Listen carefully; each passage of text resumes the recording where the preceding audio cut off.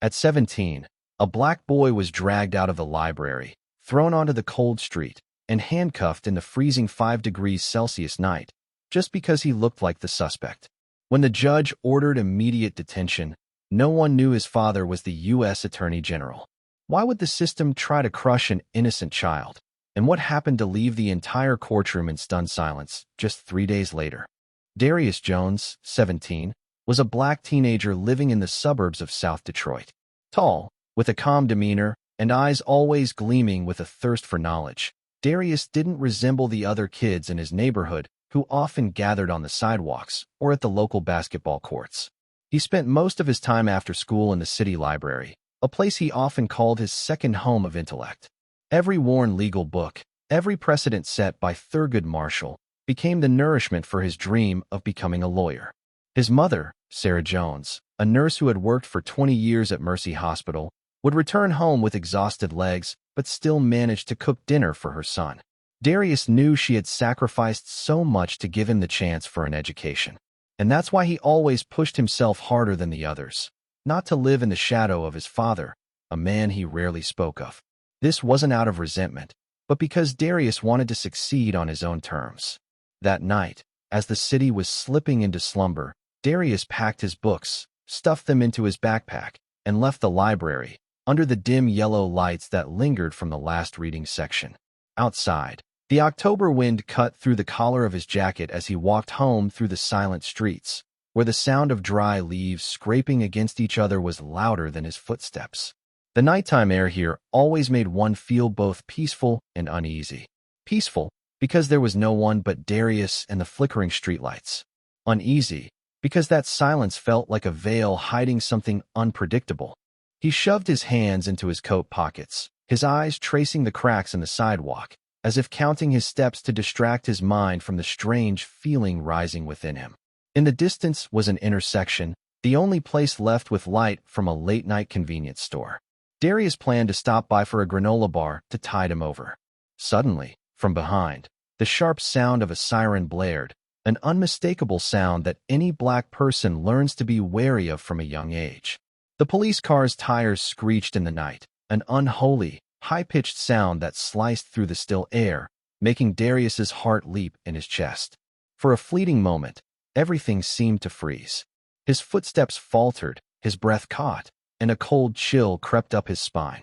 The red and blue lights from the sirens splashed across the pavement in jagged bursts, casting distorted, towering shadows of him along the dark street. It felt like the very light was accusing him, framing him as something he wasn't, something he could never be. The car came to a sudden stop. The doors flew open with a heavy thud, and a massive officer, his figure imposing under the flashing lights, stepped out. His hand rested on his gun, his fingers curled around the grip like he was ready to pull it at any moment. His eyes weren't just cold. They burned with an anger that spoke of centuries of hatred, like he had already decided Darius's fate before even speaking a word. "Hands where I can see them." The command was thunderous, the words ripping through the night air, louder than the howl of the wind, drowning out everything else. Darius's heart skipped a beat, the weight of the officer's voice pressing on him like a heavy stone. He froze, a mix of confusion and fear rushing through his veins. His body reacted on instinct, his hands slowly rising. But before he could even say a word, before his mind could fully process what was happening, another figure, just as imposing, just as aggressive, sprang from the passenger seat. The next thing he knew, he was thrown to the ground with brutal force. The air was knocked from his lungs as his face slammed into the cold pavement, his cheeks scraping against the rough concrete. Pain shot through his skull, but it was a fleeting moment of dizziness. Before the world could focus again, he felt a heavy weight pressed down on his back. A knee dug into his spine, like the full force of the officer's body was trying to crush the very life out of him. Darius couldn't breathe, couldn't think, couldn't move. Then came the unmistakable sharp snap of handcuffs being locked around his wrists. The metal was cold, unforgiving. The sound rang through the air louder than the sirens as the officer yanked his arms behind him, wrenching them painfully out of their sockets. Darius gasped, his body writhing, but it was no use. The pressure on his back was relentless, suffocating. He let out a muffled cry, but it was swallowed by the night. lost in the chorus of police sirens that continued to scream like an accusation, an indictment against him for a crime that wasn't even his to bear. "Wait, I didn't do anything," Darius shouted, his voice breaking, trembling with panic. "I just came from the library. I'm not a criminal." His voice cracked on the last word, nearly choking him. The words felt like they were caught in his throat, unable to escape his burning lungs. His mind was racing, his thoughts spiraling into a whirlpool of confusion and fear. Why was this happening? Why him? But no one answered. No one listened. One of the officers, his face unreadable, pulled out his gun. The cold barrel pressed against the back of Darius's neck, sending a shudder of terror through him. Darius could feel the warmth of his breath against the steel, his heart hammering in his chest, every nerve screaming in terror. The officer's finger rested on the trigger, and for a moment, Darius thought that this was it, that the world would swallow him whole, erase him from existence without anyone ever knowing the truth. The second officer crouched down beside him, his voice a venomous whisper in Darius's ear. "We got a positive ID on you. Armed robbery." The words hit Darius like a blow to the chest. His mouth went dry. His mind went blank. Armed robbery? Darius's body went stiff, his eyes wide in disbelief. He felt like the world was spinning too fast. Armed robbery? How could they think it was him? He hadn't even touched anything besides the books in the library that day. He hadn't been near anyone, hadn't seen a soul except the librarian. He didn't even know what to say. His mind was scrambling to make sense of it all. The officers didn't give him a chance to speak. They yanked him to his feet, dragging him like a sack of grain toward the patrol car. His hands were bound tightly behind him, the cuffs cutting into his skin, preventing any circulation. His arms felt numb, his legs shaky, and he stumbled with every step. His body ached, every movement a painful reminder of how powerless he was. The world felt heavy, crushingly, suffocatingly heavy. The car door swung open with a loud bang, and before he could fully process what was happening, they shoved him into the back seat. His head slammed against the door frame, sending a wave of pain through his skull.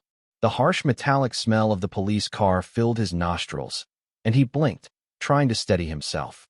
Through the foggy window, Darius saw a crowd. Some were familiar faces from the neighborhood, some strangers, standing across the street. They were watching, their eyes fixed on him, but no one moved. No one came forward. Some people shook their heads, while others lifted their phones to record, but not a single soul stepped up to help. Not one. The police car door slammed shut behind Darius. And suddenly, all outside sounds were suffocated.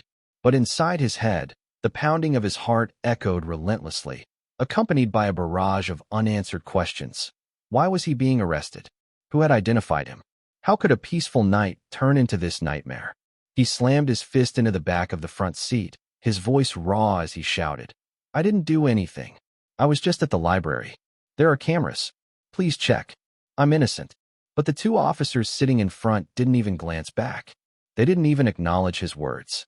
His voice was nothing but the buzzing of a mosquito, not worth their attention.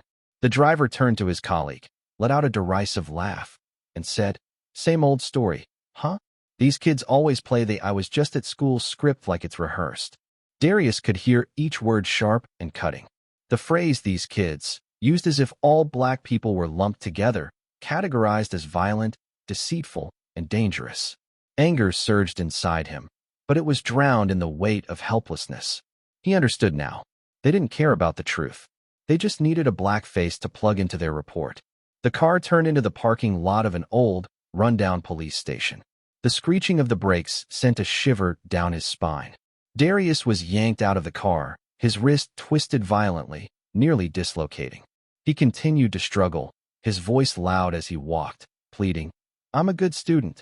I've never been involved with crime. Someone must have mistaken me. Please check the library cameras." But just a few steps in, a third officer, white, stood at the entrance, blocking Darius's path. The officer looked him up and down, sneering, before spitting out, "Look at the way you're dressed. No way you're clean." Darius was wearing a simple gray hoodie, jeans, and worn sneakers, clothes any other teenager might wear. But in their eyes, it was proof of his guilt.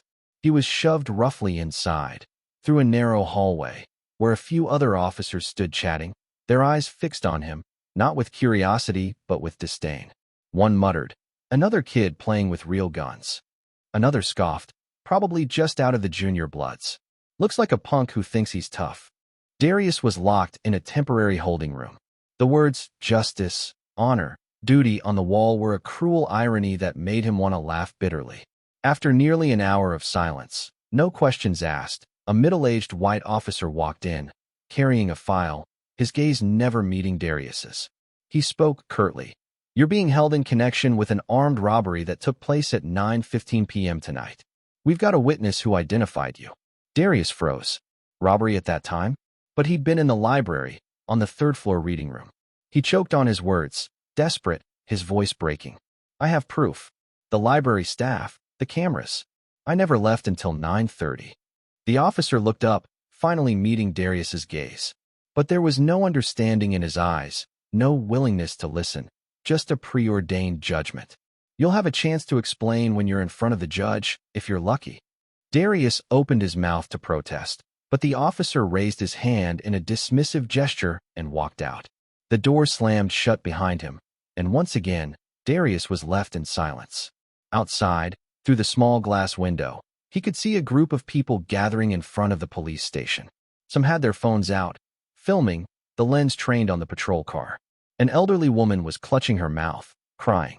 A young black man stood silently, gripping the straps of his backpack. Darius recognized him as a classmate, the one who usually sat 2 rows behind him in U.S. history. But all of them, familiar faces or strangers, stood still. No one stepped forward. No one could. And in that cold, sterile room, surrounded by the scent of paperwork and the harsh fluorescent lights that buzzed relentlessly, Darius Jones, a student who had never skipped a day of school, began to understand that in some places, on some nights, and with some skin colors, justice was nothing more than the cracked mask of power. Darius was shoved roughly into the holding cell with a sharp push to his back, causing him to stumble forward, nearly losing his footing as his hands instinctively reached out to catch himself. The cold metal door slammed shut with a deafening clang, and the ominous sound of the lock clicking echoed down the narrow hallway, filling the air with the sense of finality, as if a judgment had been passed. The cell was small, barely 4 square meters, with low ceilings that made the space feel even more claustrophobic. The 4 concrete walls were grimy, stained with yellowish smudges and patches of mold. The dampness of the room clung to the air. A single fluorescent light flickered overhead, buzzing incessantly, its light too dim to provide clarity, but bright enough to make Darius's eyes sting with exhaustion. The air inside the cell was thick with the stench of old sweat, urine, and mildew. The foul smell of neglect and decay wrapped around him, suffocating him, pushing the panic rising in his chest even higher. He stumbled backward, his knees giving way, as he collapsed to the cold, dirty floor, sitting with his back against the wall. His hands went to his head, clutching his hair tightly, as though he could hold himself together, as if the pressure inside his mind would split him in two if he didn't. He felt his heart pounding against his ribs, felt the desperate need for release. But all he could do was sit there in the darkness, trying to make sense of the nightmare he'd suddenly found himself trapped in. In the corner of the room, his eyes caught the dried remnants of a bloodstain, now an ugly, dark patch on the cracked floor tiles. He stared at it, the image searing into his mind. Someone had been here before, someone who hadn't walked out, someone who hadn't made it out alive or intact. The thought sent a shiver down his spine. Was this their fate too, to be left behind in the dirt and grime of a place that didn't care, a place where your story didn't matter and your life meant nothing? He looked away, but the stain remained in his mind, a cruel reminder of the truth he was slowly coming to understand. People like him didn't leave places like this. Not in one piece, not without being broken. On the opposite wall, something caught his eye, a line of words, hastily scratched into the concrete with something sharp. "Don't scream. No one's coming." Darius's breath caught in his throat. He read the words over and over, as though his brain refused to process their meaning. They were a simple declaration, but they were also a warning, a cold, unfeeling statement of the reality of this place. The words struck him with a brutal finality. The room wasn't just a cell. It was a graveyard for the soul, a place where hope and humanity were buried with no chance of resurrection. No matter how loud you screamed, no one would hear. No one would care.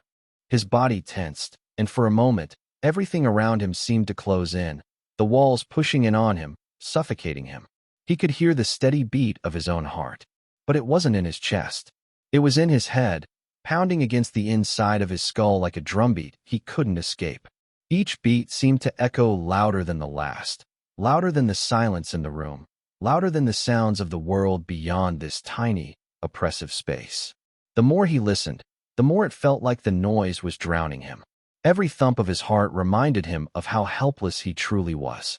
From the hallway outside, a scream tore through the quiet, followed by the sharp clang of metal striking the wall, and then the guttural sound of laughter, low, mocking, and cruel. The sound of someone else's torment, the sound of a reality he hadn't quite grasped yet. But now, with each passing moment, it was becoming clear. This wasn't just a jail. It was a cage, a place where they could hold you, break you, strip you of everything that made you human. He closed his eyes, trying to block it all out. But the sounds, the smells, the oppressive heat of the room were inescapable. The walls felt like they were closing in, and he couldn't breathe, couldn't think, couldn't move. He didn't know how long he had been there. Time felt like it had stopped. He didn't know how long he would remain here, trapped in this nightmare, waiting for a truth that was never coming. His mind raced with thoughts of his mother. Was she crying? Was she searching for him? Did she even know where he was? What about his father? Did he know? Was anyone out there looking for him? Or was everyone just waiting for the inevitable, waiting for him to vanish into the dark void of the system, swallowed up and forgotten? He shifted slightly, trying to find a more comfortable position, his body aching from the hard concrete floor. His eyes flicked up to the ceiling. The fluorescent light buzzed again, its flicker catching his attention. A piece of the plastic covering the bulb was cracked, and through the gap, he saw something moving. Was it a cockroach? A rat? He didn't care anymore. What scared him more than the vermin that might infest the place were the thoughts creeping into his mind. The realization that he wasn't just locked in this cell. He was locked out of the world. No one was coming for him. No one cared. He was just another nameless face in a system built to ignore him. Across the room, the filthy toilet in the corner stood as a silent witness to the years of neglect and suffering that had passed through this place. The cracked porcelain was stained with black smudges. Who had sat there before him? Who had endured this before him? On the wall above, written in fading black ink, were more words, smeared and almost illegible. My brother died here in silence. The words made Darius's throat tighten, a lump rising as he read them over and over, as though they were calling out to him, begging him to understand. He tried to fight back the rising tears, but they came anyway. Tears for the brother who had died here, for the countless others who had been lost, swallowed up by this place. He felt the weight of their stories, their pain, all of it pressing down on him, suffocating him. And in that moment, amid the cold, the silence, and the darkness of a place that called itself a free country, Darius Jones, still just 17 years old, a student who had never skipped a day of school, understood the brutal truth. This wasn't just a prison. It was a test of his courage, his will, and his very survival. Could he hold on to his humanity, his hope, in a place designed to strip him of both? Could a black boy, just 17 years old, survive when the entire system was trying to make him believe he wasn't worth saving? The sound of footsteps echoed from the hallway, stopping just outside the door of his cell. Darius's head snapped up, his pulse racing. His body was frozen with fear. But something else was stirring inside him, a flicker of something he hadn't recognized until now. Anger. Long-buried anger. A desire to fight back, to survive, to not let them win. But who was standing out there? And why did the gaze through the crack in the door feel like it was waiting for him to break, to give in? The next morning, before the sunlight could even filter through the rusty iron bars outside, Darius was jolted awake with a sharp kick to his side from a prison guard. Get up. Time to go to court. The gruff voice echoed through the cold cell. Darius slowly sat up, his head still buzzing from a night of sleeplessness, his mind filled with the echoes of screams, the carved words on the walls, and the cold, unforgiving stares of strangers. He was dragged down a long, narrow hallway, where other prisoners watched him as he passed, some with pitying looks, others with sneering smiles. as though they already knew what was to come. Darius lowered his head, his hands shackled in front of him, wrists raw and red from being bound too tightly throughout the night. When he entered the courtroom, the sudden change in atmosphere nearly knocked the wind out of him. The wooden chairs were neatly arranged. The dark wood paneling on the walls gave the room a somber, imposing air, and above, the judge's bench loomed like a throne. There, sitting like a statue, was Judge Evelyn Reed, her silver hair tightly pulled back, her face as cold and unyielding as stone, her gaze fixed downward on the case files. She was a name that many black residents of this state knew well, not for her justice, but for the cruelty she wielded with a cold indifference toward people like Darius. In the news, she was praised as a stern, no-nonsense judge, but in Darius's community, she was known as the one who sentences without evidence. Darius was escorted to stand before the witness stand, his legs still shaky from the cold and the tension. He glanced down at the row of seats, his eyes locking with his mother's, Sarah Jones. She sat upright, her eyes red from crying, her hands gripping the edge of her purse as if holding on to a shred of hope. Darius took a deep breath, trying to steady himself as the chilling voice of Judge Reed rang out from the bench. Defendant. The voice did not look up, nor did it soften, as if the words themselves were an indictment. Darius's throat tightened, but he managed to say, Darius Jones, Your Honor. Speak up, came the sharp command from a nearby officer. Darius repeated his name, louder. Only then did Judge Reed's eyes leave the papers in front of her, her gaze piercing and cold, offering no trace of empathy. Footsteps echoed from the left side of the room. The prosecutor, Martin Vance, a white man in a gray suit, walked up confidently, his steps measured, the arrogance of someone used to winning with power rather than truth. He adjusted his tie and gave a subtle nod to the judge before turning to begin his statement. Your Honor, the defendant, Darius Jones, was identified by an eyewitness present at the scene of an armed robbery that occurred at 9:15 p.m. last night. We have full reports and witness statements as evidence.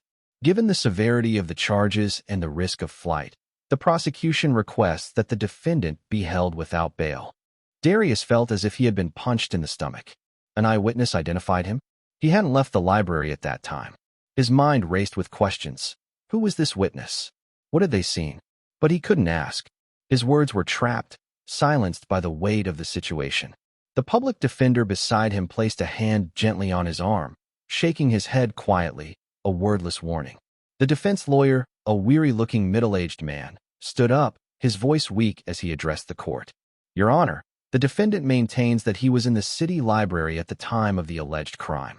We request time to subpoena the security camera footage to verify his account. Judge Reed leaned back in her chair, tapping her pen against the wood with a cold, rhythmic precision. We will schedule a hearing in the next 7 days, she announced flatly. Until then, the defendant will remain in custody until further evidence is presented. No nod, no hesitation, no sign that she had even listened. Darius turned to the lawyer, desperation rising in his chest. What about the cameras? Will they check them? The lawyer sighed heavily, his voice barely above a whisper. I'll try. But his sentence trailed off, and his eyes avoided Darius's, as if he too didn't believe in the promise he was trying to make. When Judge Evelyn Reed slammed the gavel down, the final verdict was delivered. Defendant Darius Jones will remain in custody until the next trial date. All procedures will continue within 7 days. The cold, mechanical words echoed through the courtroom, shattering any remaining hope in Darius's heart. He couldn't believe it. How, in just one night, had his entire life been turned upside down? Everything he once knew, everything he believed in, now lay in ruins at his feet. The moment the gavel struck, Darius's mother, Sarah Jones, could no longer hold back. She stood up suddenly, her arm reaching toward the judge, her voice breaking with desperate fury. No, he's innocent. Please, Your Honor, listen to my son. Her voice was loud with grief, but before Darius could even catch a glimpse of relief on her face, 2 officers were already rushing toward her. They seized her arms and yanked her forcefully backward. She screamed, but her words were drowned by the heavy steps of the officers dragging her away. She tried to turn around, her gaze locking with Darius's, But all he could see in her eyes was the deafening silence of hopelessness, the pain that neither words nor actions could express. Darius stood there, his hands still shackled tightly in front of him, being pushed out of the courtroom while his mother was pulled in the opposite direction. In that instant, the world seemed to freeze. All the noise around him, the murmurs, the whispers, the shifting of feet, faded into nothing but a hollow echo reverberating in his mind. His eyes were locked on his mother, her face swollen from crying, her expression a mixture of rage and helplessness. Her hands clutched her purse tightly, as if it were the only thing keeping her from falling apart completely. In that moment, Darius wanted nothing more than to rush to her side, to hold her and tell her that everything would be okay. But he knew he couldn't. Her eyes were brimming with tears, and her lips moved, mouthing the words he couldn't hear. "I'm sorry. I will save you." The feeling, watching his mother crumble in anguish while he stood helplessly by, was a pain Darius couldn't begin to process. He knew he was innocent, but in this system, guilt wasn't just the thing he was accused of. It was something his skin color automatically tagged him with, something that people like him were never allowed to escape. He couldn't understand why they were doing this to him. He had studied hard, done his best, and yet, now this system was stripping him of his freedom simply because of the color of his skin.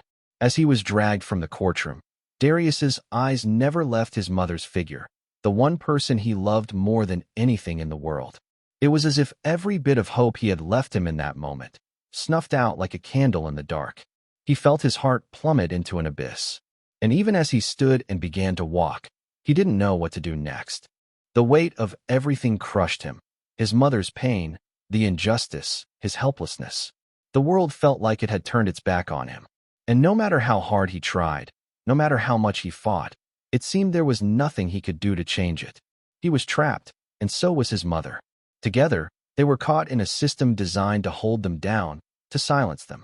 The days in jail passed like an endless nightmare that refused to end. Darius woke up each morning in the dark, suffocating room, the stench of mildew and sweat clinging to the air, making it hard to breathe. He couldn't remember the last time he'd had a peaceful night's sleep. Every night, the screeching of metal doors, the slamming of nearby cells, and the screams of other prisoners kept him from finding any peace. Sometimes, Darius just wanted to bury his head in his pillow, but everything here was too suffocating, and there was no place where he could find any sense of calm. The meals in the prison were nothing anyone would want to eat. The hard, stale bread, the sour rice, and a piece of meat with an unknown origin, thrown into the bowl, made Darius feel like he was eating something long discarded. The rancid smell of the unidentifiable food made him force each bite down, unable to taste anything. Those meals were like a constant reminder that he wasn't just an inmate but a part of this system, a system where nothing was ever meant for the innocent. Every day in the prison was a mental torment. The other inmates relentlessly threatened Darius. They looked at him with contempt, as though he were weak, incapable of standing up to them.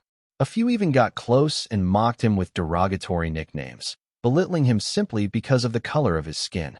Darius wanted to fight back, to tell them he wasn't what they thought.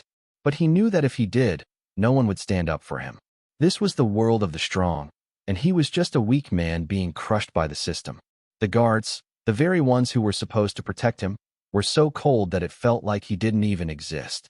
Some turned their backs, not even sparing him a glance, while others evaluated him with indifferent eyes, sometimes even showing frustration at having to watch over an innocent person like Darius. He had tried to tell them that he hadn't done anything wrong, that he was a hard-working student who was innocent. But no one cared. He was just a number on a list, another forgotten soul in this indifferent system. There were times when Darius sat quietly in the corner of his cell, holding his head in his hands, his eyes welling with tears, but unwilling to let them fall. He feared that if he let his emotions control him, he would be sucked into a deep hole with no escape. But how could he not cry when the whole world seemed to turn its back on him? He had always asked himself why. Why did he have to endure all of this when he had done nothing wrong? But the answer never came, and silence was the only response. He had no one to trust, no one to rely on. With each passing day, with every hour that ticked by, Darius felt himself slowly breaking apart, and hope, slowly but surely, began to fade away.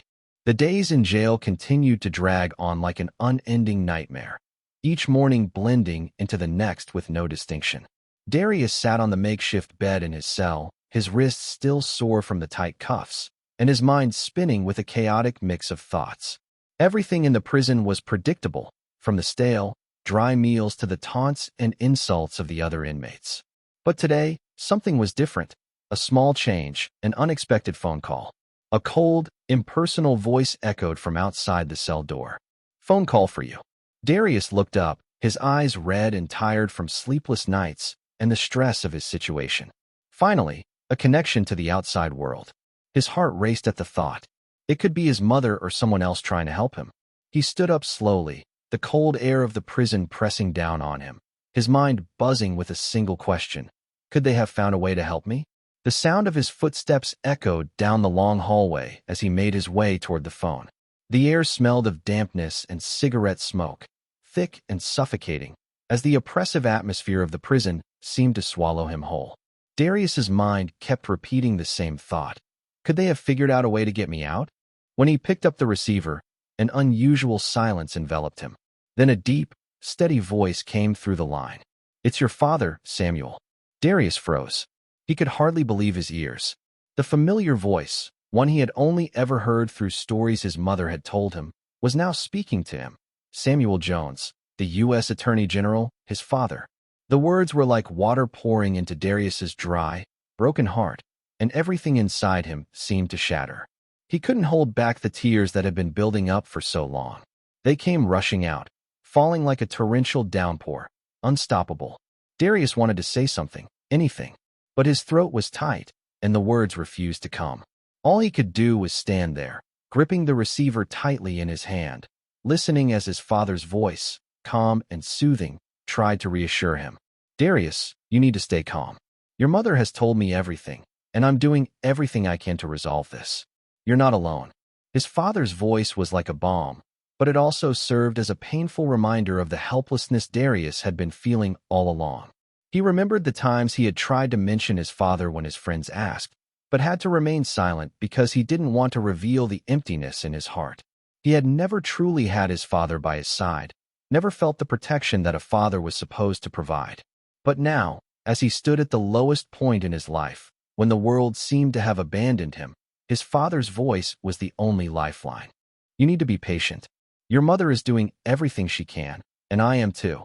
But not everyone understands the power of the truth. Darius, I'll get you out of here." His father's voice came through steady and strong, but Darius could hear the underlying pain and worry in his words. His father had never talked much about his job, but Darius knew that he had fought against a corrupt and unjust system for years. And now, the very system his father had spent his career trying to change was the same one trapping his own son. Darius tried to breathe, trying to hold back the sobs that threatened to overwhelm him. "Dad, I didn't do anything wrong." His voice cracked as the words tumbled out, but they felt inadequate, like they couldn't convey the depth of his pain. He wanted to say more, to scream it, to let all the anguish pour out of him, but he feared that his vulnerability would disappoint his father. But then, in the most unwavering voice Darius had ever heard, his father said, "I know, Darius, and I will prove to everyone that you're innocent." The call ended after a few minutes, but his father's final words were like a beacon of light in the darkness of that bleak night. When Darius returned to his cell, he felt as though a new strength had been infused into him, though the anxiety still lingered. He no longer felt as though he was completely alone, lost in the storm of an unjust system. But he knew, deep down, that this fight would not be easy, and it was only just beginning. Darius sat on the bed, gripping the old, tattered blanket tightly in his hands, his exhausted eyes fixed on the steel door. Everything outside was still, but in his mind, the questions kept spinning relentlessly. He didn't know how long this battle would last, or if he could ever escape it. The long nights in his cell, the cold phone calls from his mother, none of it was enough to soothe him. He still couldn't understand why everything had gone so wrong. And every time he thought about sitting in this hellhole, he felt more hopeless. When the cell door creaked open, Darius startled and looked up. The guard stood in the doorway, staring at him coldly. "You've got a visitor up to the visiting area." Darius felt a strange sense of unfamiliarity at first, but there was no time to dwell on it. He stood up, his hands still shackled tightly in front of him, and followed the guard down the hallway. The long corridor was eerily silent, his footsteps the only sound echoing through the empty prison. It was as if time had stopped, and for a brief moment, Darius let himself wonder, could they have found a way to help me? When he entered the visiting area, his eyes immediately locked onto his mother, Sarah Jones, sitting alone. She was gripping her old purse tightly, her face etched with worry. Her red eyes met his, filled with the complexities of the hardship she had been enduring.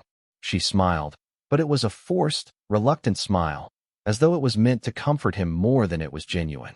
Darius walked toward her and sat down across from her, his heart heavy at the sight of her. A wave of guilt washed over him. He had put her through all of this because of his own nightmare. "Mom, I'm so sorry," Darius said, his voice choking with emotion. He had never felt so weak in his life. Sarah shook her head, placing her hand gently on Darius's, rubbing it as though she was the one who needed comforting, not him. "It's not your fault, Darius. I just can't stand seeing you like this." She took a deep breath, her expression becoming more serious. "There's bad news. I just got word from the lawyer. The camera footage from the library, the one you said could prove your innocence. It was accidentally deleted." Darius's throat went dry. Deleted? By accident? He couldn't believe what he was hearing. What was happening? He had relied on that evidence. It was all he had to prove he hadn't done anything wrong. He looked into his mother's eyes, the pain obvious in his own. "Mom, how can that happen? How could they accidentally delete something so important?" Sarah sighed, her face hardening. "It's not just that, Darius. One of the witnesses in the case. He was pressured by the police to give information. He said he wasn't sure about the suspect's face, but they still forced him to identify you as the perpetrator. I spoke to the lawyer, but they just said it was a system error. They told me it was standard procedure." Darius felt like he had been thrown into a maze with no way out.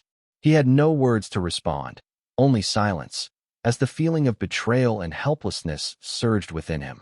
His mother had done everything she could, but now those in power were continuing their game, trampling on the truth to preserve their power and reputation.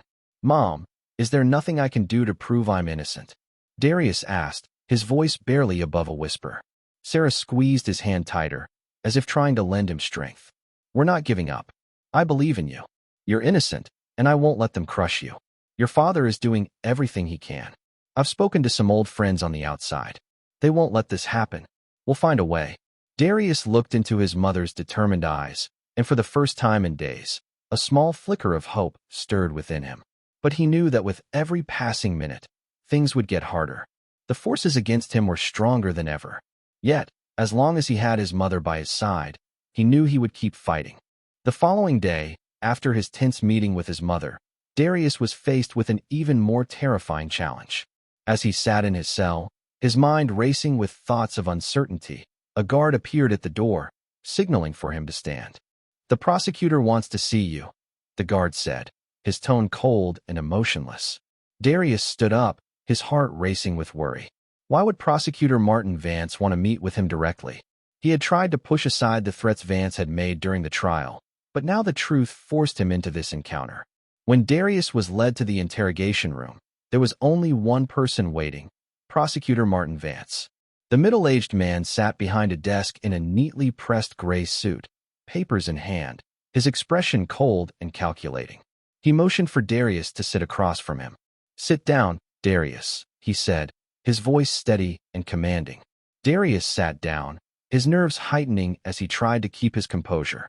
He stared straight into Vance's eyes, refusing to let his fear show. Vance flipped through the files on the desk, taking his time, before finally looking up at Darius, his gaze sharp and filled with intent. "So, the son of the U.S. Attorney General, Darius Jones, huh?" His voice was calm, but there was an undercurrent of something darker. "I can understand why you're here. The son of a man like that wouldn't be easily convicted, would he?" Darius stayed silent, his eyes fixed on the prosecutor, trying not to let his emotions betray him. He knew what Vance was trying to do. He was trying to unsettle him, to throw him off balance. But Darius wasn't about to let him succeed. Vance continued, his voice slow and authoritative. "If you plead guilty, this will be a lot easier. You'll serve a few years, and with our help, You could be out in no time. Doesn't that sound like a good deal? The words hit Darius like a punch to the gut. A few years? He had heard officers mention how the system worked, how they pressured innocent people into pleading guilty, promising lighter sentences in exchange. But Darius knew he couldn't do that. He couldn't admit to a crime he hadn't committed just to get out sooner. Darius took a deep breath, trying to steady himself. But Vance wasn't done. He raised an eyebrow and leaned in closer, his voice dropping to a whisper as if it were just between the two of them. But if you don't plead guilty, if you continue to deny what you've done. Vance paused, watching Darius carefully, savoring the tension building in the room. You'll never see the light of day again. His voice was cold, devoid of any emotion, as if this was a simple, undeniable truth. This system isn't built for the weak. If you refuse to bend, you'll be left with nothing but darkness and prison walls. Your mother and your father won't be able to save you. The threat hit Darius like a freight train. He felt as though he was being backed into a corner with no way out. Everything he had hoped for, everything he had fought for, seemed to crumble in the face of these words. He looked into Vance's eyes, feeling the coldness and cruelty radiating from them. But deep inside, he knew he couldn't break. Not like this. Not for a crime he didn't commit. Darius took a deep breath, standing up with newfound determination, his eyes never leaving Vance's. I didn't do anything wrong, he said, his voice firm and resolute. And I will not plead guilty. He turned and walked out, the fear still swirling in his chest, but his resolve was stronger than ever. He knew the battle ahead wouldn't be easy, but at least he had made his choice. He wouldn't bow down. He wouldn't give in. He would fight for the truth, no matter what. Darius stood there, his eyes locked on Prosecutor Martin Vance, the overwhelming wave of anxiety crashing over him. Yet, he managed to suppress it all. The fear inside him only fueled his resolve, as though each moment of silence in the face of threats was one step closer to submission. But Darius couldn't. He couldn't lower his head. He couldn't admit to something he had never done. He took a deep breath, clenched his fists, his shoulders tight with tension, and then met Martin's gaze. His voice rang out, steady and unwavering. I will not plead guilty to something I did not do. The words filled the room, not just as a defiant statement from a boy, but as a declaration of self-respect and an unwavering belief in justice that Darius had carried within him throughout his life. He couldn't let himself become a part of this indifferent system. Not like this. Martin stood still, his cold eyes never leaving Darius. A faint, mocking smile tugged at the corners of his lips. He didn't say anything more, only gestured for the guards to take Darius back to his cell. Darius didn't look back. He knew nothing would change. His words wouldn't alter anything in their eyes, but at least he had preserved his dignity. The sense of righteousness was something no one could strip away. When the cell door slammed shut behind him, Darius turned, walking into the darkened room that enveloped him in cold silence. The only light came from the flickering fluorescent bulb above, casting a dim, ghostly glow like the fading remnants of his life in this moment. The noise, the judgmental stares, the weight of expectations, they were all gone. He was alone, surrounded by four empty walls. But in that darkness, Darius's heart didn't completely fade. Despite the weight of injustice pressing down on him, despite the specter of fear constantly haunting him, there was a spark of something deep inside, a small but burning fire. Every breath he took reminded him of his persistence, of his refusal to break. These dark days wouldn't last forever, he told himself. He might have no one physically by his side, but he had belief in himself, and that was enough to keep him standing tall. Darius sat down on the makeshift bed, his hands clutching his head as he took deep breaths. Memories of his mother, of the endless conversations they had shared, and of his father's promises, all of these flooded his mind in vivid detail. Something inside him was changing, gradually forming into an unshakable determination. He couldn't let his life be controlled by people who had no justice in their hands. He would find a way, find the truth, and he wouldn't let himself be buried under their weight. Alone in the dark, Darius felt a new flame ignite inside him. The flame of hope, of fighting for justice, and most importantly, the flame of defiance. One gloomy morning in the prison, as Darius sat in his cell, with the faint light from the flickering fluorescent bulb overhead, the cold silence was suddenly broken when the steel door swung open. The guard stepped in, his face rigid, delivering an unexpected message. Judge Evelyn Reed wants to see you. Come now. His words were devoid of any emotion, but it was the silence that followed that made Darius feel like he was being pushed into an unavoidable confrontation. Darius was led through the dimly lit hallway, the cold concrete walls pressing in on him, intensifying his growing tension. He knew that Judge Reed was a woman of power, famous for her brutal, uncompromising rulings against people like him, black, young men from struggling neighborhoods. When Darius stepped into the interrogation room, the air felt heavier, suffocating.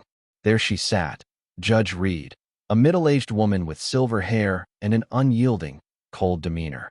She didn't invite Darius to sit. She simply gestured for him to stand in front of her. Her eyes were hard, as if they had been sharpened by decades of administering unforgiving justice. She stared at him for what felt like an eternity, saying nothing. It was as if she was carefully weighing every detail, every movement of his, looking for any weakness to crush whatever hope he had left.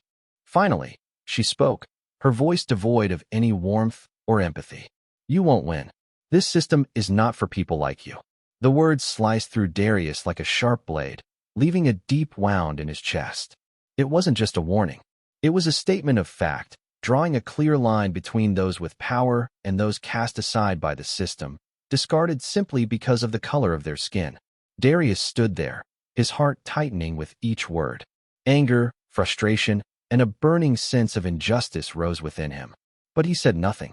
He met her gaze without flinching, remaining silent.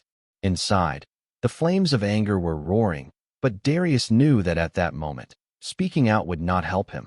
He didn't need to argue. He didn't need to explain himself. He understood that no matter what he said, Judge Reed would never listen.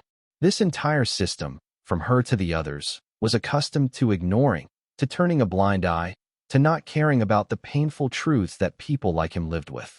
Though he remained silent, though he didn't let his fury show, at that moment, Darius's heart was far from at peace. Every word she spoke felt like a direct challenge, a mockery of the belief in justice that he had carried within him all his life. And in that instant, Darius realized something important. This fight wasn't just his. It was for all the people like him, those who were judged and condemned based solely on their skin color. He couldn't let this injustice continue. No matter what she said, no matter how the system turned its back on him, Darius knew he wouldn't stop until the truth was revealed. In the silence of the interrogation room, the only sound was the deep, resolute breaths that Darius took, stronger and more determined than ever before. The second day in court, the atmosphere was so thick with tension it felt suffocating. Darius walked into the courtroom with a mind in turmoil, his thoughts spiraling in every direction. But he tried to maintain his composure. He wasn't just fighting for his own freedom. He was fighting for people like him, those abandoned by this justice system. As the doors to the courtroom opened, all eyes seemed to fall on him. Judge Evelyn Reed sat high on the bench, her face as cold and unyielding as it had been before, her gaze sharp as a blade.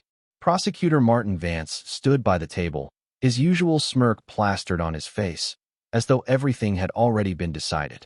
But today was different. As Darius prepared to sit down, a man stepped into the courtroom, a man Darius never expected to see in this place. Samuel Jones, the U.S. Attorney General, Darius's father. His entrance immediately shifted the air in the room, filling it with an intense, palpable tension. All eyes turned toward him, not just for the power he held, but because his presence symbolized someone who could not be defeated by this corrupt system. Samuel Jones didn't sit down right away. He walked directly to the evidence stand and placed a thick stack of documents onto Judge Reed's desk, his eyes never leaving hers.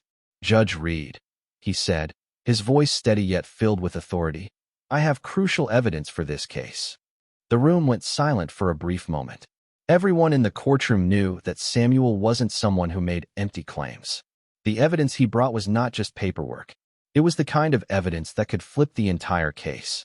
Samuel continued, his tone calm but firm. The evidence concerning the library cameras, the data that both the prosecutor and the judge claimed was deleted, has been recovered. I have had all of the deleted footage restored. These recordings prove that Darius Jones was not at the scene of the robbery at that time. He placed another folder on the table, and the courtroom's projector powered on, displaying the footage from the library at 9:15 p.m. A deathly silence fell over the room, no one daring to speak. Meanwhile, Prosecutor Martin Vance stood frozen, his face turning pale, unable to open his mouth. The reason wasn't because he acknowledged the truth, but because he knew the wrong he had committed. An oppressive silence filled the courtroom. Suddenly, a witness stood up. It was a young man who appeared to have changed since the beginning of the case. I was forced to say that I identified Darius as the suspect, he stammered, his voice trembling. But I wasn't sure about the suspect's face. The police pressured me, telling me I would get into trouble if I didn't confirm his name. The courtroom seemed to freeze in that moment. Darius looked at the witness, and at last, the truth came to light. Samuel Jones didn't stop there. He opened another folder and placed it on the judge's desk. And this is irrefutable evidence. We have investigated and discovered that Judge Evelyn Reed and Prosecutor Martin Vance have colluded in multiple past cases to wrongfully convict innocent people. The reports and the recorded calls have all been verified. His words dropped like a bombshell in the courtroom. Everyone sat in stunned silence, unable to believe what they had just heard. Judge Reed's expression shifted to one of panic. She hadn't anticipated that all her secrets would be exposed. The room buzzed with whispers, some exchanging shocked glances while others muttered quietly, unable to process the revelations. Prosecutor Martin Vance stood there, ashen-faced, sweat pouring down his brow. He couldn't argue, couldn't deny it. The evidence was clear, and now the crimes he had been complicit in were laid bare before everyone. Judge Reed lowered her head, as if she couldn't face the truth. Her hands gripped the edge of the desk tightly. All eyes in the courtroom were on her.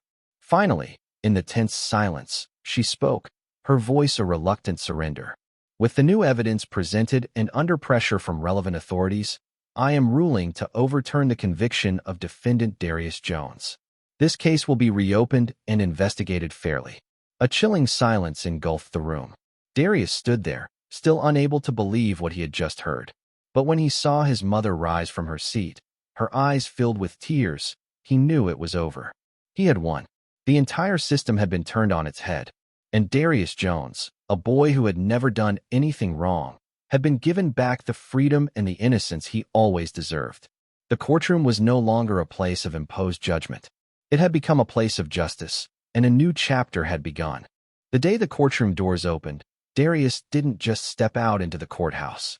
He stepped into a new world, one where he was no longer the victim of injustice, but the victor, at least in the eyes of those who still believed in justice.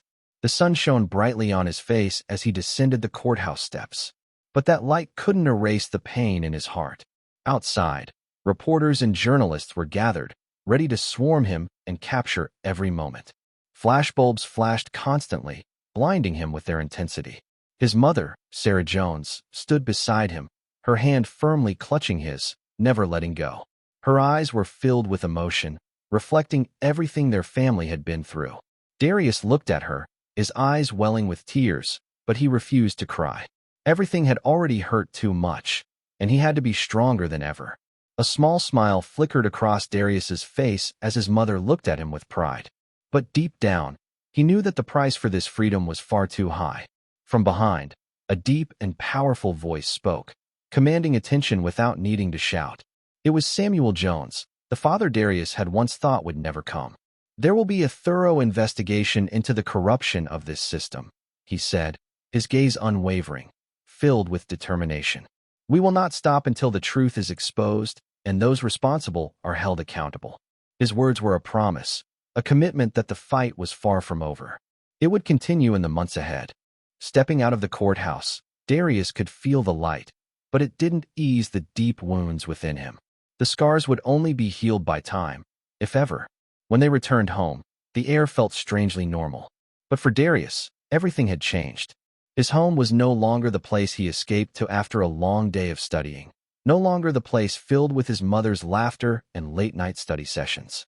His room, the place he had once called his own, now felt like a foreign space, where the memories of peaceful days seemed to fade, growing dimmer with time.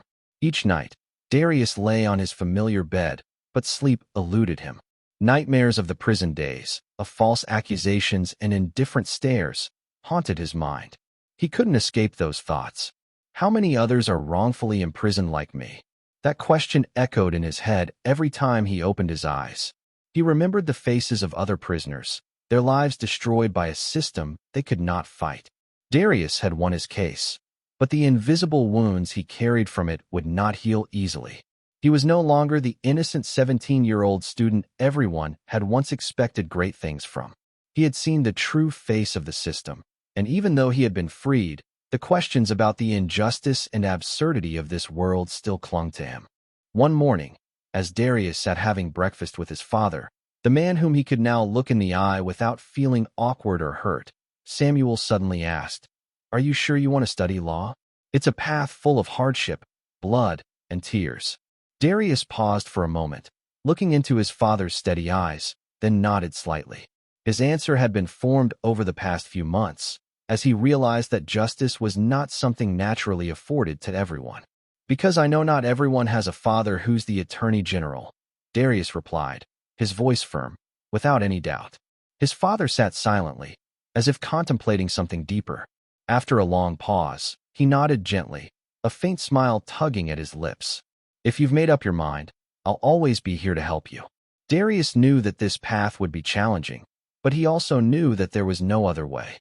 This was the path he had to take, not just to seek revenge for himself, but to fight for all those like him, those pushed to the margins of society simply because of their skin color.